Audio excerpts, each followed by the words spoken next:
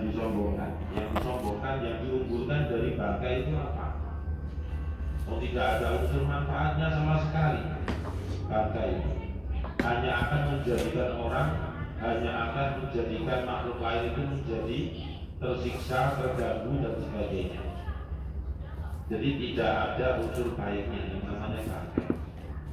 Nah, ini adalah sebuah peringatan dari Kanjeng Rasul, yaitu Kanjeng Nabi Muhammad kepada kita ini tidak layak, tidak patut untuk menampakkan kesombongan kita itu, tidak patut, tidak layak.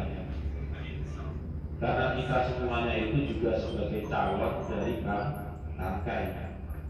Kalau sudah jadi bangkai, terus apa yang kita unggulkan? Bisanya apa bangkai itu? Yu'dha man marra bihi ibnu Adam minat turab. Yu'dha man marra bihi, hanya akan memberikan bau yang sangat tidak sedap kepada makhluk lain. Orang lewat itu mesti akan merasa tidak nyaman akibat dari bau bangkai. Ibnu Adam minat turab khuliqa wa ilaihi yasiru. Diingat bahwasanya anak cucu Adam itu diciptakan dari tanah. Wa ilaihi yasiru, dan nanti kalau sudah jadi bangkai dikembalikan lagi ke tanah. Jadi anak cucu Adam itu diciptakan dari tanah dan juga dikembalikan ke tanah. Nah, itu yang nomor 9.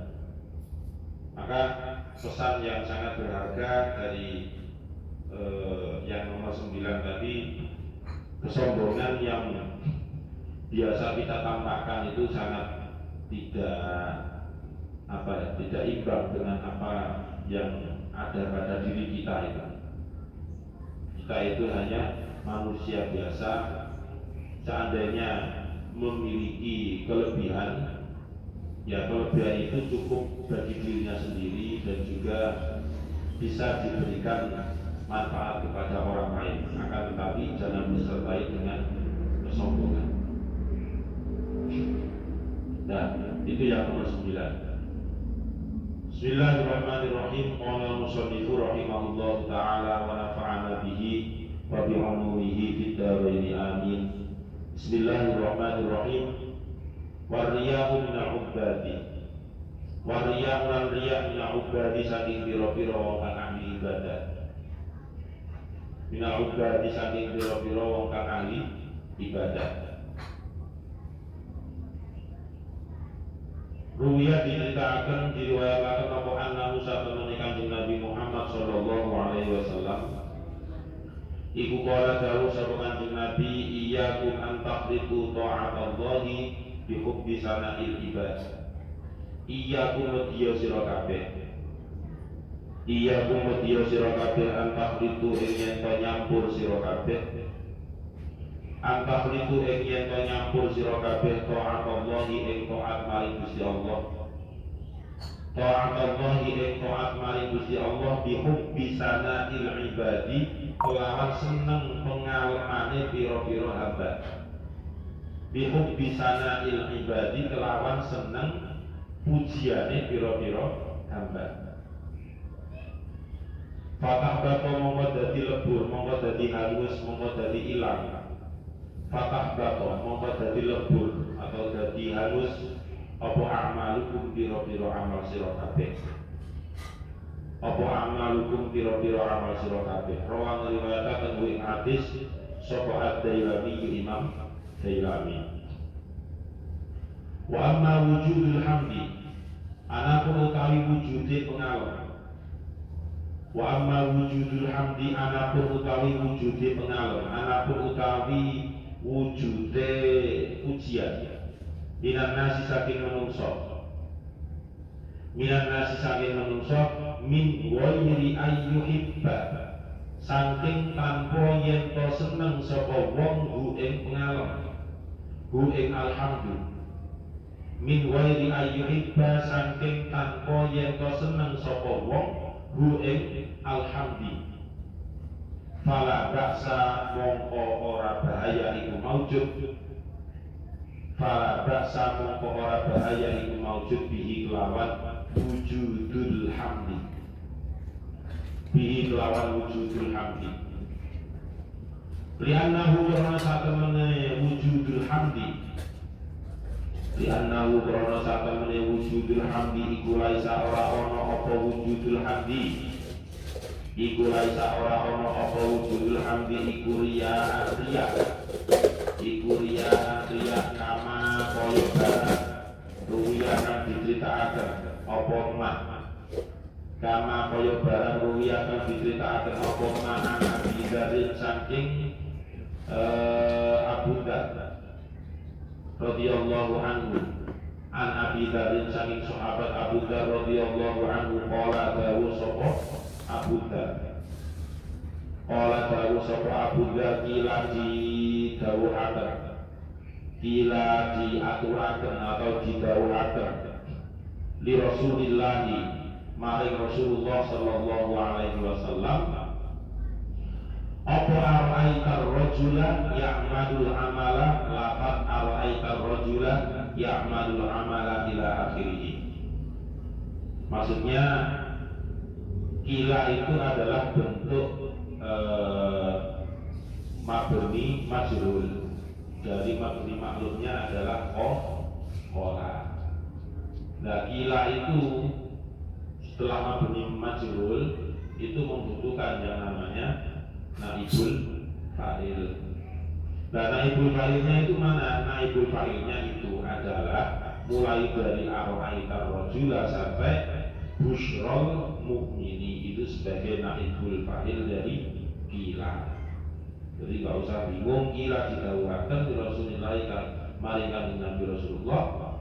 Apa ara'aita, berarti ara'aita sampai akhir itu menjadi naibul fa'il dari kila. Ara'aita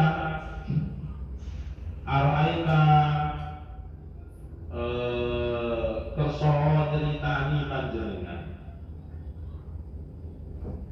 Ara'aita nek apa jenenge bahasa kasare ya, gelem ceritani panjenengan. Kersa ceritani panjenengan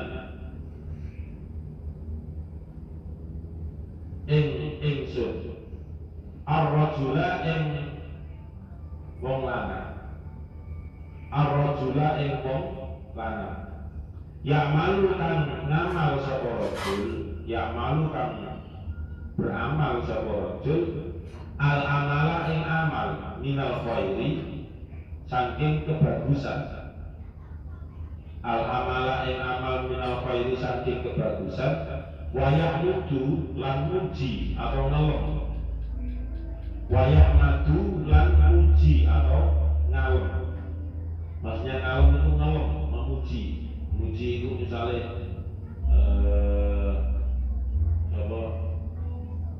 misalnya meja mau sekolah itu kan harus sudah mandi, terus sudah rapi pakai sepatu, terus dilem karo masih dulu nggak tengiren. Nah, itu namanya ngalem. Ngelem ya. Ngelem sama ngalem itu beda ya. Ngalem itu jenenge ngalem. Ngalem itu anak kecil yang kadang mayok-mayok bahasa kita ya. Jadi ngalem itu namanya ngalem. Titik-titik minta ini, titik-titik minta lagi ini itu. Nah, itu namanya ngalem. Tapi kalau ngelem itu namanya dulu nyanyi rekowe enak gitu ono lah gitu. Kene sampai kate pedot dulune. Aduh lah.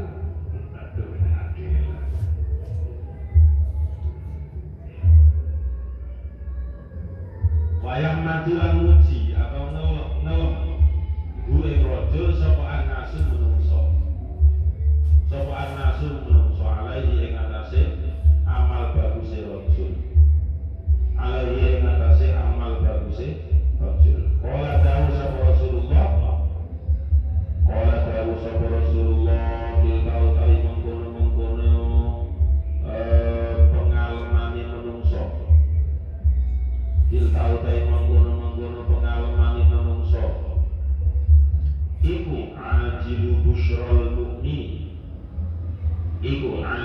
busyrol mu'mini, menyegerakan berbungae wong mukmin. Iku ajilu busyrol mu'mini, menyegerakan senenge wong mukmin, bahagiane wong mukmin. Nah, yang nomor 10, sifat yang sangat dibenci oleh Allah itu adalah ar-riya minal hubban. Artinya orang yang ahli ibadah tapi senengane riya. Orang yang ahli sholat tapi senengane riya. Orang yang ahli tahajud tapi senengane riya. Orang yang bolak-balik umroh, bolak-balik haji tapi senengane riya. Nah, itu yang disebut dengan ubah. Ubah itu artinya adalah orang yang ahli. Orang yang ahli. Berbeda dengan abid. Abid itu adalah orang yang beribadah. Tapi kalau ubah itu ada semacam kontinuitas. Artinya kontinuitas itu setiap hari dia melakukan hal yang sama. Sholat ya sholat, ya, kemudian puasa sunnah ya nggak pernah ditinggalkan. Tapi ada sisi buruknya, yaitu riya. Nah, ini bahaya. Ya, ini bahaya. Diingat, kita itu mengaji kitab Nasoihul Ibad. Nasoihul Ibad itu sasarannya adalah hati yang disasar. Karena orang Islam jika hanya mengandalkan syariat saja, jika hanya mengandalkan keilmuan fikih saja, maka orang tersebut pasti akan semacam tidak punya unggah-ungguh ketika ibadah kepada Allah. Jadi sebagai setirnya itu, sebagai penyetir di belakang fikih itu ada tasawufnya. Nah, tasawuf itu ya semacam ini yang dinamakan dengan tasawuf. Tasawuf elek-elekan ya semacam ini. Jadi kita jangan sampai riya dan sebagainya. Itu adalah pesan hati. Jangan sampai itu kita mempunyai sifat riya. Jangan sampai kita mempunyai sifat ujub. Jangan sampai kita mempunyai sifat sombong. Jangan sampai kita mempunyai sifat tomat dan sebagainya. Makanya antara fikih itu sama dengan syariat.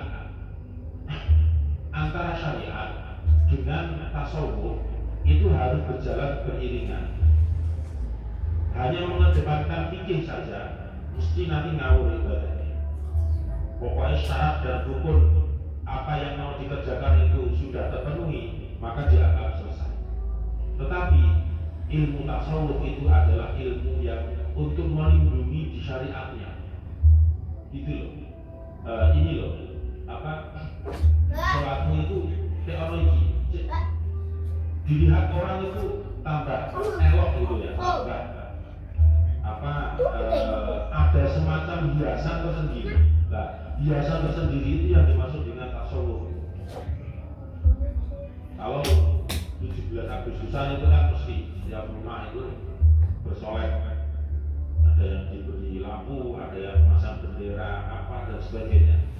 Jika dilihat dari atas, jika malam, itu antara rumah yang tidak diberi hiasan sama sekali dengan rumah yang diberi hiasan itu berbeda. Nah, ini namanya saya kiaskan dengan syariat. Jadi syariatnya itu ya rumah tadi seperti sudah syariat itu. Ya, jika syariat itu dibungkus dengan tasawuf, maka rumah yang tadi itu tidak ada apa-apanya kemudian dihiasi dengan lampu yang kelap-kelip, kemudian yang berwarna-warni, itu adalah tasawufnya. Orang memandang, wah, Allah melihat orang yang beribadah dengan menggunakan keilmuan syariat dibungkus dengan tasawuf, itu menjadi lebih wah di hadapan Allah Subhanahu wa ta'ala. Paham ya? Jadi kita ibadah itu jangan asal mengedepankan ilmu syariat saja, akan tetapi bungkuslah dengan tasawuf. Tasawuf itu apa? Ya seperti mari salam terus dongo, sudah biasa. Nah sudah. Kemudian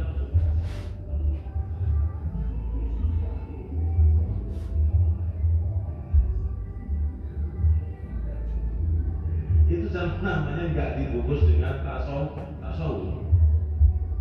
Gitu. Ada yang kolega itu barusan itu rasanya sama. Saya nggak ngerasain, tapi hanya membuat contoh.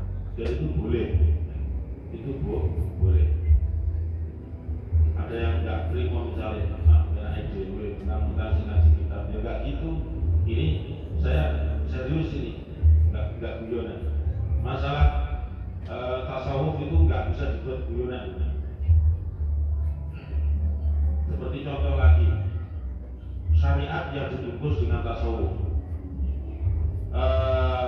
masa atau jarak tempuh, fasal, kelayakan untuk jamak kosor itu kan masing-masing madhab berbeda. Ada yang 75 kilo, ada yang 85 kilo, ada yang 100 kilo dan sebagainya. Dan sedangkan sekarang alat transportasi itu semakin canggih dan semakin cepat nyampe rumah, cepat nyampe tempat tujuan. Itu orang kalau mikir syariatnya dibungkus dengan tasawuf, orang mau bepergian ke Pekanbaru, ya dari Surabaya transit di Jakarta. Transit itu sebenarnya juga bisa melaksanakan sholat selayaknya sholat hadir, selayaknya sholat adat, bukan kosong, tapi adat. Kayak biasa gitu, 4 rakaat ya 4 rakaat. Nah itu namanya orang yang bisa mempertahankan syariat yang dibungkus dengan tasawuf. Kemudian dalam posisi di perjalanan itu dia adalah orang yang berpuasa. Orang yang berpuasa memang diberi rukhsah, diberi keringanan berupa diperbolehkan untuk membatalkan puasa ketika dalam perjalanan yang sudah masa tempuhnya sudah layak, sudah diizinkan oleh syariat. Nyampe Jakarta masih belum masuk waktu berbuka, kemudian dia membatalkan puasa. Itu namanya syariat yang tidak dibungkus dengan tasawuf, hanya mengedepankan tasawuf. Seperti Adi Praitno beberapa puluh tahun yang lalu, dia pulang kemudian di bandara gak keluar, kopi kalau rokokan. Nah itu namanya tasawufnya kurang. Ini maklum gak pernah ngaji nasol libat ya seperti itu. Nah kita nasol libat ya minimal gak kali sholat Jumat itu ya komat ujung. Itu namanya syariat yang belum terbungkus dengan tasawuf. Nah yang nomor 10 itu riya. Riya yang dilakukan oleh orang-orang ahli ibadah. Jadi orang ahli ibadah itu di hadapan Allah belum tentu amal baiknya itu baik, belum tentu amal baiknya itu banyak. Kenapa? Karena ya pengaruh dari penyakit hati. Maksudnya begini, orang yang setelah ibadah selalu riya itu ya memperlihatkan dirinya, ini loh saya itu semangat sholat tahajud, aku itu tahajud loh, saya itu sudah puasa Tasu'a Asyura, ayo aku puasa. Kalau seperti itu kan juga motivasi nggak masalah. Tapi yang para haji itu sengaja diperlihatkan supaya orang itu tahu bahwasanya dirinya itu adalah orang yang ahli ibadah. Itu yang namanya riya. Ada suwe-suwe di mau itu namanya riya. Imam, ya bener enak sesuatu tapi di enak sampai nangis, sampai harus goyang misalnya. Itu namanya wis super riya. Saya itu dibilang bulanan.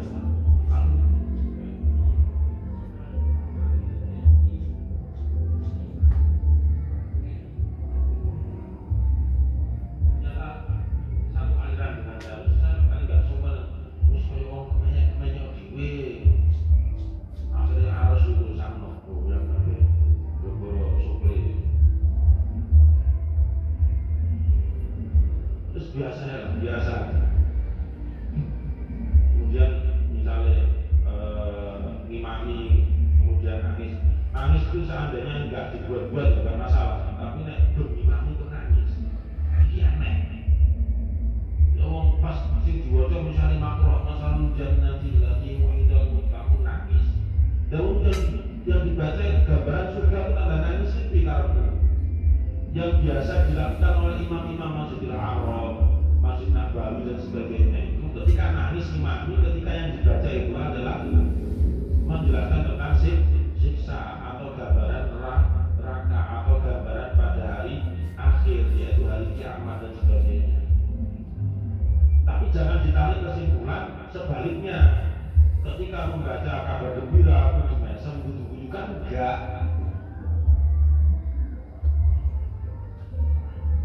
Kalau mahir imam nengkene makanya diwaca masalul jannatil lati.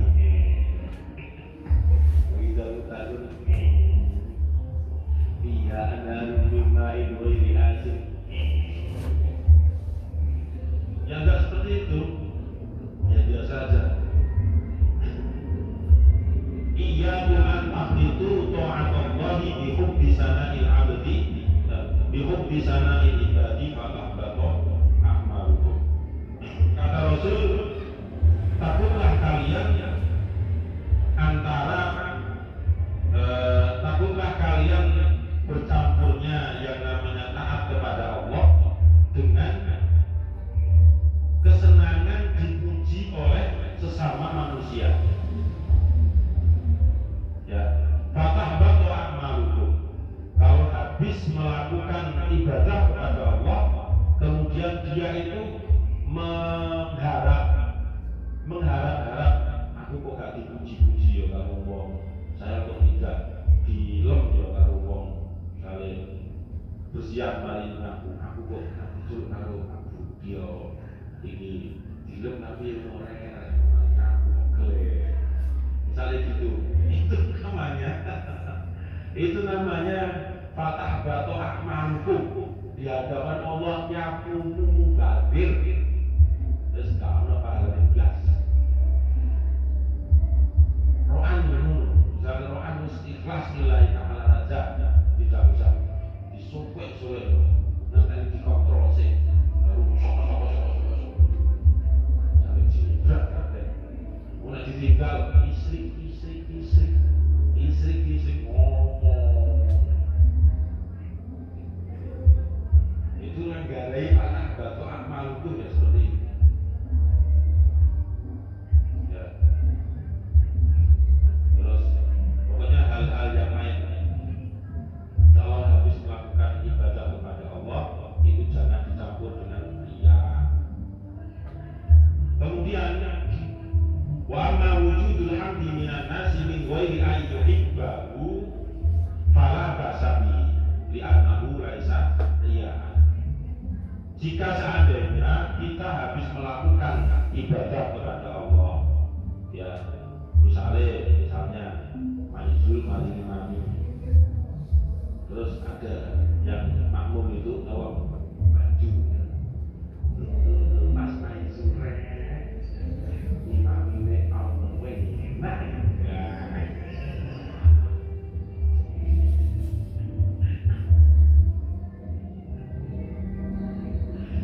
Maka yang demikian itu kata Imam An-Nawawi Al-Batani, fala ba'sa bihi, itu enggak masalah. Kenapa? Yang membedakan itu dengan yang pertama tadi apa? Kalau yang pertama habis imami mengharap-harap, tapi yang kedua ini habis imami dia biasa-biasa saja, sama sekali dalam hatinya tidak mengharap untuk dipuji, gitu loh bedanya. Ya, fala ba'sa bihi. Begitu juga ngomong ikhlas. Nyopiri itu ikhlas.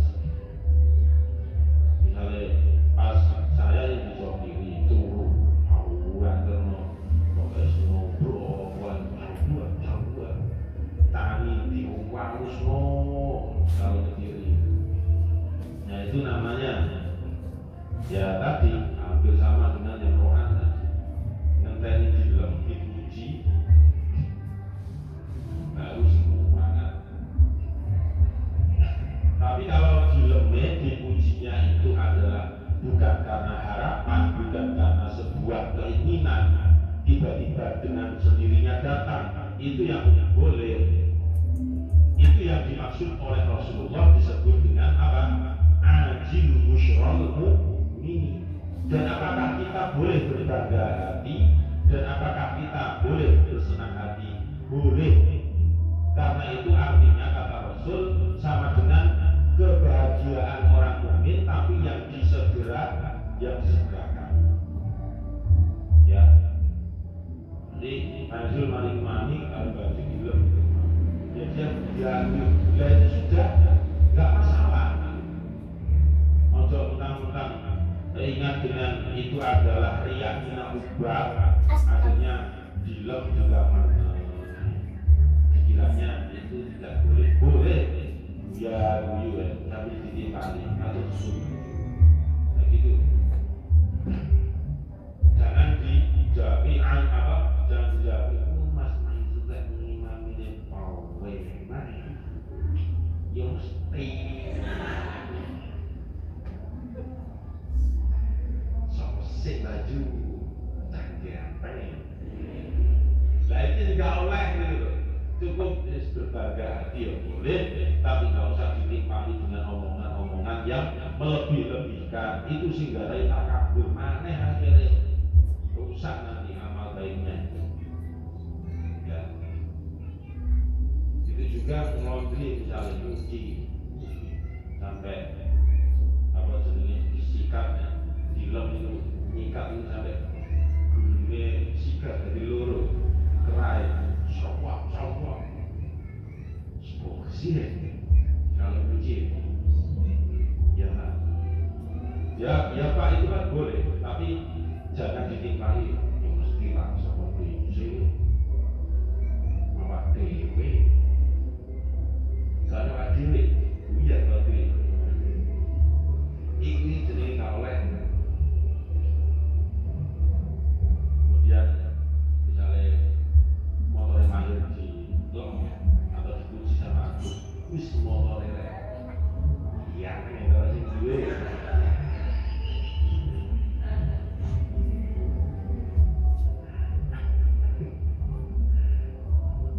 ya wes itu sebuah ujian yang tidak disangka-sangka datangnya, diterima saja. Ditimpali biasa sudah kita aja nggak usah mesti ono pun bahan yang diri.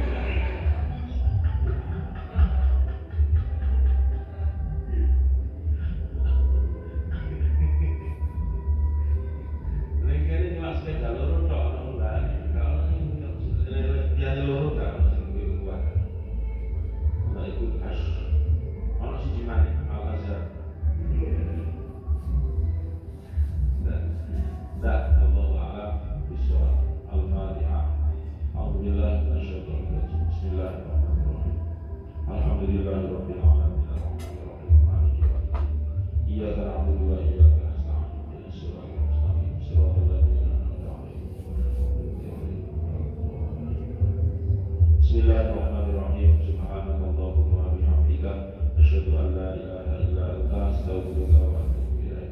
Subhanakallahumma wa bihamdika asyhadu an la ilaha illa anta astaghfiruka wa atubu ilaik. Subhanakallahumma wa bihamdika asyhadu an la ilaha illa anta astaghfiruka wa atubu ilaik. Semoga